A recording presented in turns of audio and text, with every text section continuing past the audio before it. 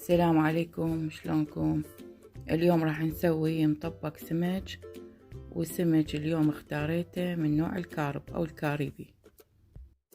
قطعت السمك وغسلته، طبعا الحراشف هم وخرتها كلها هالشكل بهاي الطريقة. راح نتبله اول شي بالملح واتركه شوية، يعني فترة ربع ساعة 3 ساعة، بس خليه يتشرب الملح، يعني كل ما تبقوا وقت أطول كل ما أحسن.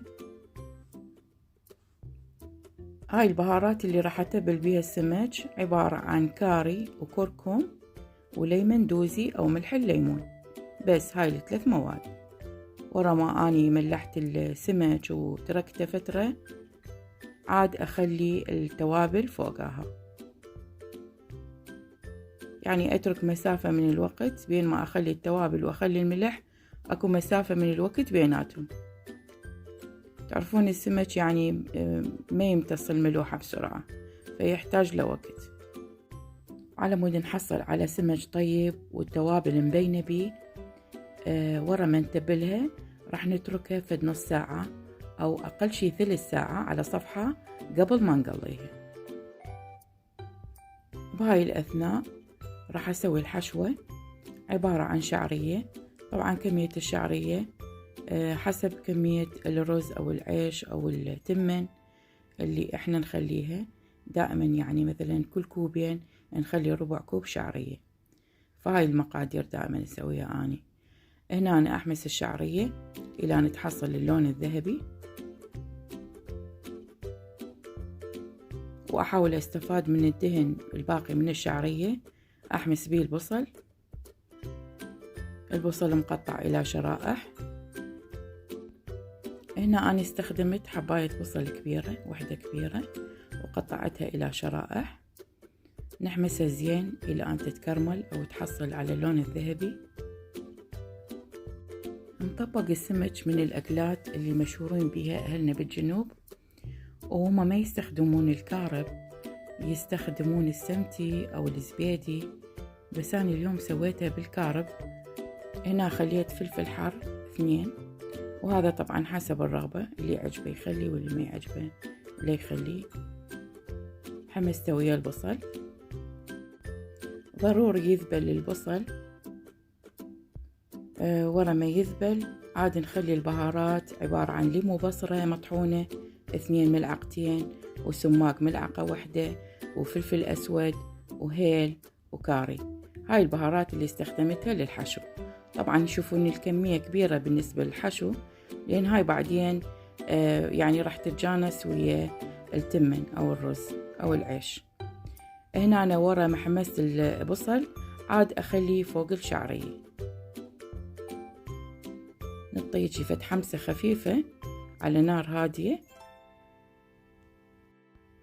يعني قدر الإمكان لا تخلون دهن هواية. عاد خليت هنا نص كوب مي فوقها، فوق هذا الحشو، وراح أهدر النار عليه على نار ناصية.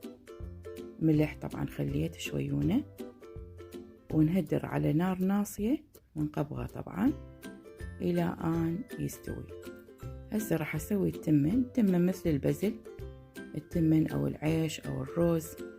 المي فاير على النار. خليت البهارات الصحيحة اللي عبارة عن الهيل والقرفة والقرنفل، وياها ملح طبعا حسب كمية الرز اللي تستخدموها، ونخليه يفور على النار شوية، ياخذ له فورة. عاد أخلي الكركم، خليت الكركم فوقه وهم انتظره يفور كله وتتجانس هاي البهارات سوية بهاي الطريقة. لمن ياخذ فورة عاد أخلي عليه التمن أو الرز. بعدين من ينطبخ التمن عاد أصفيه وأخليه على صفحة. الحشوة عندي هنا كملت، طفيت عليها. أرجع على السمك أقلي. خليت شوية طحين أو دقيق فوقها، يعني على مود ليلزق أثناء التقلى. وإذا هاي الطاوات عندكم تيفال سيراميك أي جرانيت ما يلزق بيها، بس هو للاحتياط واجب، يعني شوية دقيق فوق السمك يفي بالغرض.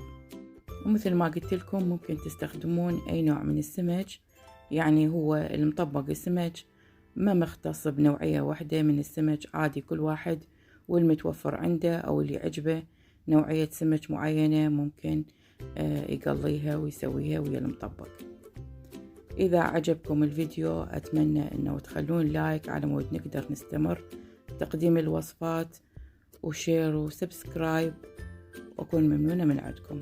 وأي استفسار أنا موجودة أجاوب على التعليقات. إذا تريدون تقتصدون بالزيت أو كمية الزيت هاي الموجودة بالتقلى، أول ما تبلشون تقلون السمك واللي يفضى من الزيت تصفوه وتسوون بيه الحشوة، وبعدين تخلوه على التمن، ما بيه أي زفرة وما بيه أي زناخة وما يأثر على الطبخة. يعني وهسه حثبت لكم أني أخذت كمية من الزيت وراح أخليها ويا التمن، والطعم أصلا ما بين لا زفرة ولا زناخة. هنا قليت كل الكمية مال السمك وخليته على كلينس مال الطبخ، يعني شوفوا كمية الدهن كلش كبيرة وهذا مو صحي طبعا.